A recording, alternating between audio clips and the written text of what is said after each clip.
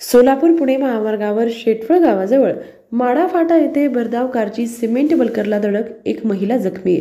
दिनांक 22 फेब्रुवारी 2025 रोजी सकाळी 7 वाजण्याच्या सुमारास सोलापूर पुणे महामार्गावर शेटफळ गावाजवळ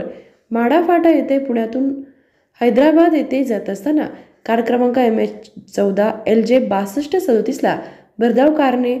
शिरडम येथे जात असलेल्या सिमेंट वाहतूक करणाऱ्या बल्कर क्रमांक MH56 CU 0438 कार चालकाचे गाडीवरील नियंत्रण सुटल्याने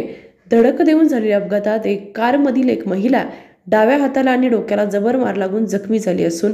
सदर अपघातात जखमी झालेल्या महिलेस वरवडे टोलनाका येथील रुग्णवाहिकेमधून डॉक्टर महेंद्र ताकतोडे आणि रुग्णवाहिका चालक श्री मकंद भोसले यांनी मोहोळ येथील खासगी रुग्णालयात पुढील उपचारासाठी तात्काळ दाखल केले असून या अपघाताची माहिती मिळताच वरवडे टोल प्लाझा येथील ग्रस्ती पथक आणि महामार्ग पोलीस मदत केंद्राचे प्रभारी अधिकारी श्री प्रकाश वाघमारे साहेब API आणि त्यांचे कर्मचारी तात्काळ घटनास्थळी दाखल झाले असून या अपघाताची माहिती मोहोळ पोलीस स्टेशन येथील अपघात विभागाचे अधिकारी श्री कोडलिंगे साहेब आणि श्री सर्जेराव साहेब यांना दिली असल्याची माहिती वरवडे टोल प्लाझा येथील ग्रस्ती पथकाचे प्रमुख श्री अमर पाटील साहेब यांनी दिली आहे.